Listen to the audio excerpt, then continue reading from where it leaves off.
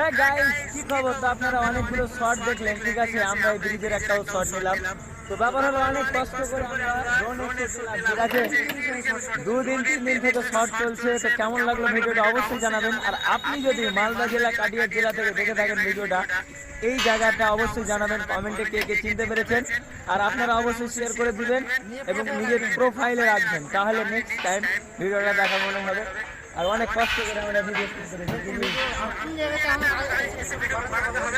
কি আর বলবো। হ্যাঁ,